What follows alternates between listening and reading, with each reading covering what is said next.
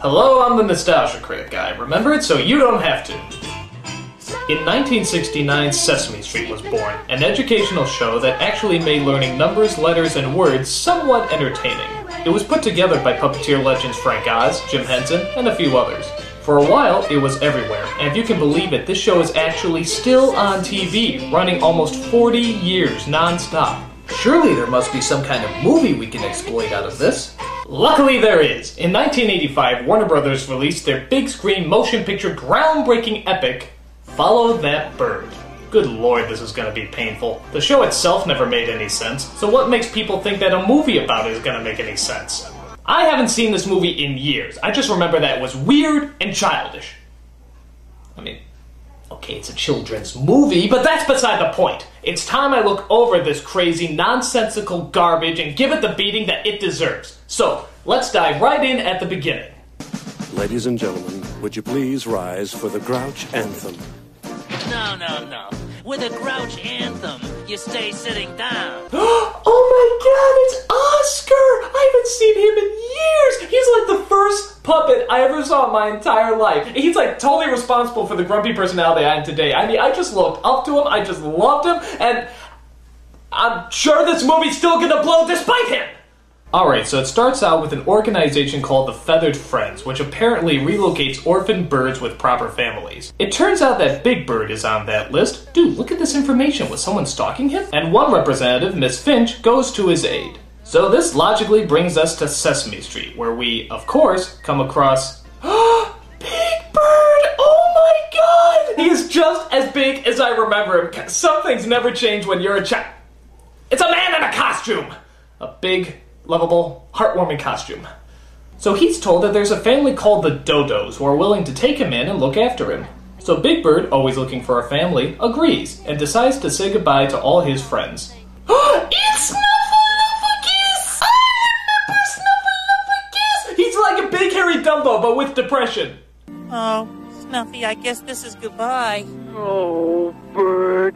Oh no, Big Bird, don't leave! Don't leave, Mr. Snuffleupagus! I hate to see you go. He's got the little trunk that wraps around his... What the hell's wrong with me? I'm a Nostalgia Critic, not the pussified emotional cries over every Sesame Street related motion picture epic where every person, puppet, and occasional crappy animated animal tugs at your heartstrings, critic! Okay, so Big Bird goes to live with the Dodos, but finds he's not really fitting in, mostly because the Dodos are certifiably insane. It's pretty bad when a group of characters seem so crazy that even a Sesame Street movie can't pull them off as normal. Great time I'm having. Get the door, Marie. No way. Go on. You get the door. Get the door, Get Marie. the door. Go on and get it. No. Don't be stubborn. I'm not Go on, Marie. I'm not gonna.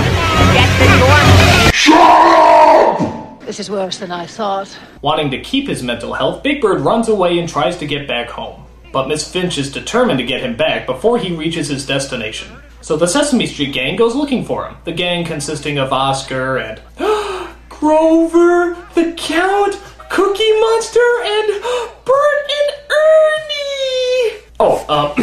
As you notice, Bert and Ernie are sharing the exact same plane. That's because they also share the exact same bed. See, it's because... I can't do it! I can't make fun of Sesame Street! It's the first show I ever saw! I'm sorry about the gay joke, Bert and Ernie. Whatever your sexual preference is, it's none of my business. I'm sorry, Big Bird. I'm sorry, Grover. I'm sorry, everybody. I love you all! You're all so beautiful and innocent to me! You are childhood! I can't do it! I'm finished! I'm done! Get someone else to review the movie! I can't do it! Hey you! You want $20? Go review this movie! Hooray! Oh, I am here to review... What's the name of this movie again? Follow That Bird. Oh my god, this is the greatest movie I've ever seen in my life! There's this bird who runs away from home, only to run away from his home again to get back to the first home that he ran away from in the first place. And there's this lady who looks like one of my acid fantasies, and she is trying to bring him back home to the home that he ran away from the second time. Now I know that doesn't make a whole lot of sense. So anyway, there's these two guys, and they're like, dude, that's a big bird. And they're like, let's paint him blue for some reason and parade him around like an animal, which he is an animal, so I guess that's legal. Meanwhile, Bert and Ernie are flying, Super Grover is flying, and Oscar is flying, except on the ground, and Cookie Monster ate his car because he thought it was a cookie. I thought my car was a cookie once, but it wasn't a cookie. Or a car. It was man.